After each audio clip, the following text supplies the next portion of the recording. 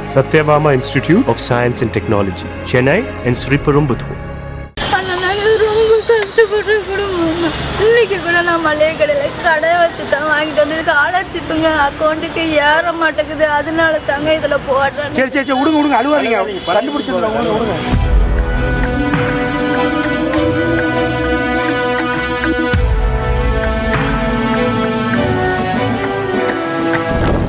உங்களுக்கு ஸ்காலர்ஷிப் அதாவது கல்வி உதவித்தொகை வந்துள்ளது என வாட்ஸ்அப் வீடியோ கால் வருகிறதா?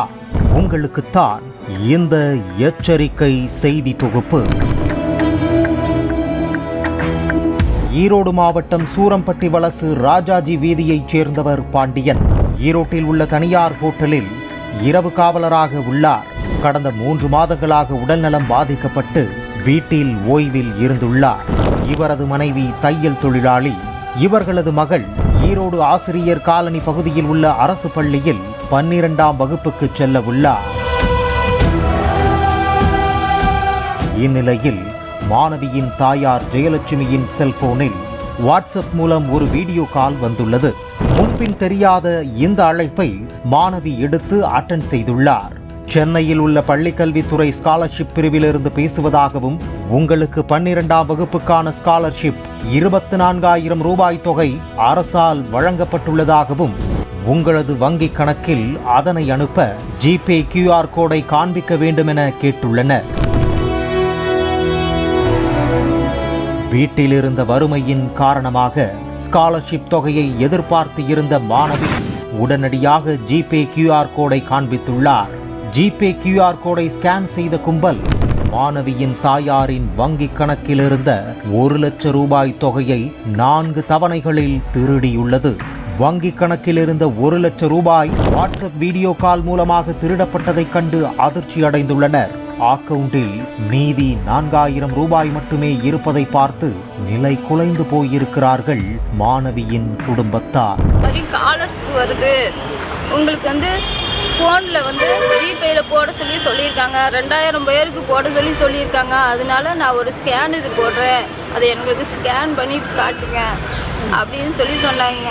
அதை நம்பி எங்கள் பாப்பா அதை ஸ்கேன் பண்ணி காட்டுனுச்சு.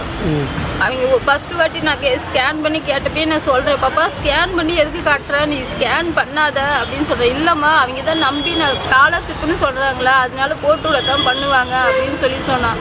சரின்னு சொல்லிட்டு நான் தைக்கிறதுக்கு உட்காந்துட்டேன். அதுக்கப்புறம் பாப்பா தான் 1.5 மணி நேரமாக அந்த ஃபோனை வச்சுக்கிட்டு அவங்க நவுத்தாதீங்க, அப்படியே வச்சுருங்க அவள் தான் வச்சுக்கிட்டு இருந்தான். இது கஷ்டப்பட்டு எங்கள் வீட்டுக்காரரு நைட்டு பகலும் வேலை செஞ்சு 1 ரூபா 2 ரூபாயா சேர்த்தாருங்க. பிள்ளைங்களுக்கு வேணுங்க அப்படின்னு அவரு உடம்பு சரியில்லாதவருங்க. எவ்வளோ எடுத்திருக்காங்க பணம்? 1 லட்ச ரூபாய் எடுத்துட்டாங்க. அதில் இருந்தது 1,04,000. அந்த 4,000 தான் இருக்குது. இந்த நிலையில் பணத்தை மீட்டு தரக்கோரி ஈரோடு SP அலுவலகத்தில் அந்த மாணவியுடன் அவரது தாயார் ஜெயலட்சுமி கண்ணீர் மல்க வந்து சைபர் கிரைம் காவல் நிலையத்தில் புகார் மனு அளித்திருக்கிறார். இரவு பகல் பார்க்காமல் கஷ்டப்பட்டு சேர்த்து வைத்த 1 லட்சம் ரூபாயை பறிகொடுத்த மாணவியின் தாயார் கதறி அழுத காட்சி காவல் அதிகாரிகளையே கலங்க வைத்தது. ரொம்ப கஷ்டப்படுற குடும்பம். இன்னைக்கு கூட நான் மளிகை கடையில் கடை வச்சு தான் வாங்கிட்டு வந்து பிள்ளைங்களுக்கு காலேஜில் சேர்க்க வேண்டிய கொஞ்சமா சேர்த்தேன். கவர்மெண்ட் சொன்னாலதான் நீங்க நம்பிட்டீங்க? ஆமாண்ணா, மாட்டேன். ஸ்காலர்ஷிப்புங்க அக்கௌண்ட்டுக்கு ஏற மாட்டேங்குது. அதனால தாங்க இதுல போடுறேன். சரி சரி சரி விடுங்க அழுவாதீங்க, கண்டுபிடிச்சிடலாம். விடுங்க. இது போன்ற அழைப்புகளிலிருந்து எச்சரிக்கையாக இருக்க வேண்டுமென ஏற்கனவே பள்ளி கல்வித்துறை இயக்குநரகம் எச்சரிக்கையும் விடுத்துள்ளது. அந்த எச்சரிக்கையில் கல்வி உதவித்தொகை, ஊக்கத்தொகை தொடர்பாக போனில் தொடர்பு கொண்டு அரசு தரப்பில் யாரும் பேச மாட்டார்கள். அவ்வாறு போன் செய்யும் நபர்களிடம் வங்கி கணக்கு குறித்த தகவல்களை தெரிவிக்க வேண்டாம். இது குறித்து எடுத்துரைத்து அனைத்து பள்ளிகளின் தலைமை ஆசிரியர்களும் பெற்றோருக்கு உரிய விழிப்புணர்வு ஏற்படுத்த வேண்டும். இது சார்ந்து தேவையான நடவடிக்கைகள் எடுக்குமாறு அந்தந்த மாவட்ட கல்வி அலுவலர்களுக்கு அறிவுறுத்தப்பட்டிருக்கிறது என எச்சரிக்கப்பட்டுள்ளது. கல்வி உதவித்தொகை தொடர்பான சந்தேகங்களுக்கு அந்தந்த பள்ளியின் தலைமை ஆசிரியரை அணுகி விவரங்களை தெரிந்து கொள்ள வேண்டும் என பள்ளி கல்வித்துறையினரும் காவல்துறையினரும் எச்சரித்துள்ளனர். ஆனால் அந்தந்த மாவட்ட கல்வி அலுவலர்கள் போதுமான விழிப்புணர்வை ஏற்படுத்தினார்களா என்பதுதான் கேள்விக்குறி.